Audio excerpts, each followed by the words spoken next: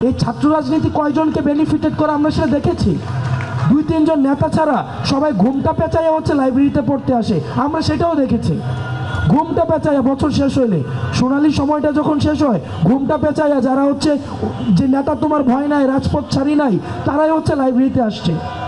তো আমাদের বিষয়ে কিন্তু ছাত্র রাজনীতি নিষিদ্ধ অবশ্যই চাই না, কিন্তু ছাত্র রাজনীতিটা হবে ডাকসুর থ্রুতে। এই যে সরকারি কার্যক্রমে আমরা অংশগ্রহণ করি না, সবার একটা ধারণা হচ্ছে যে কি সরকার মনে হয় আমরা চালাই। সরকার নিজের স্টেট অ্যাপারেটাসের মাধ্যমে ফাংশন করছে। এক্ষেত্রে আমরা কোনো ধরনের আমরা একটা প্রেশার গ্রুপ হিসেবে বাইরে রয়েছি। সুতরাং সংস্কার কমিশনে কাকে নিবে, কাকে নিবে না, কাকে বাদ দিবে, সে কোন ইউনিভার্সিটি, এটা আমাদের এখতিয়ারের মধ্যে না। দুই নম্বর বিষয় হচ্ছে যে এখানে প্রাইভেট ইউনিভার্সিটির পার্টিসিপেশন। আমরা প্রাইভেট ইউনিভার্সিটির পার্টিসিপেশন পরবর্তী যে স্ট্রাকচারের মধ্যে ইনক্লুড করার জন্য আমরা আমাদের জায়গা থেকে চেষ্টা করছি, কিন্তু পরবর্তীতে যেটা হয়েছে প্রাইভেট ইউনিভার্সিটি নিজেদের মধ্যে পোলারাইজেশন ঘটেছে।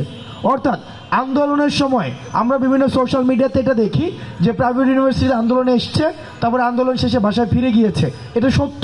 কিন্তু তার সাথে সাথে অন্য একটা ঘটনা ঘটেছে, সেটা হচ্ছে প্রাইভেট ইউনিভার্সিটি নিজেদের মধ্যে কিছু অনেকগুলো ব্লক তৈরি হয়েছে। প্রত্যেকটা ব্লক দাবি করছে আমরাই হচ্ছে আন্দোলন শুরু করেছি, আমরাই নেতৃত্ব দিয়েছি, আমরাই প্রধান। অর্থাৎ বৃহৎ আকারের রাজনৈতিক দলগুলোর মধ্যে যে প্রবণতাটা এখন আমরা দেখতে পাচ্ছি, এটা এখন ইউনিভার্সিটির ক্ষেত্রে কিন্তু আমরা দেখতে পাচ্ছি। বিভিন্ন বিশ্ববিদ্যালয় নিজেকে বলছে যে আমরা সবচেয়ে বেশি অবদান রেখেছি। ঠিক এই সংক্রমণটা এখন প্রাইভেট ইউনিভার্সিটির মধ্যেও চলে গিয়েছে, যার কারণে ওই ইনক্লুশনটা ঘটাতে গিয়ে যাকে ইনক্লুড করা হচ্ছে তাকে ছাড়া অন্য সবাই বলছে আমরা হচ্ছে রিয়েল। আবার তাকে যখন ইনক্লুড করা হচ্ছে তখন তাকে ছাড়া আবার অন্যরা বলছে আমরা হচ্ছে রিয়েল। এখন সবাইকে তো সবসময় ইনক্লুড করা যায় না ওই স্ট্রাকচারের মধ্যে।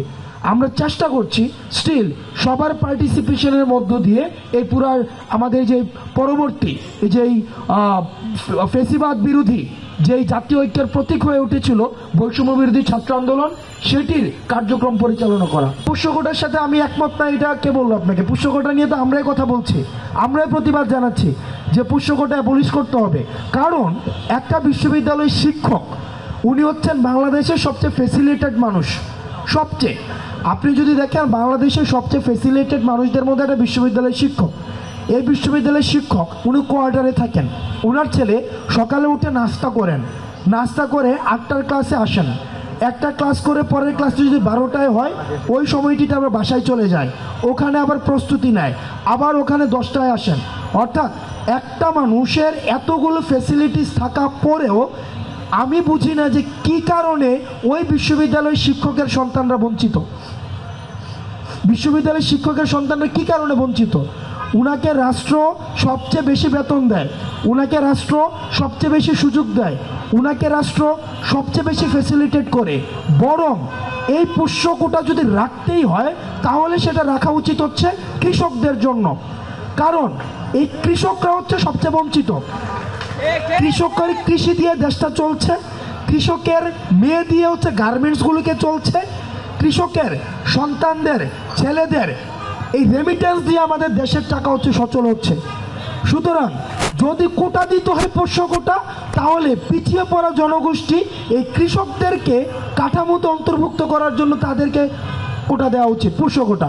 কিন্তু বিশ্ববিদ্যালয়ের শিক্ষকরা আমি দেখি এই বিষয়ে সবসময় চুপ করে থাকেন।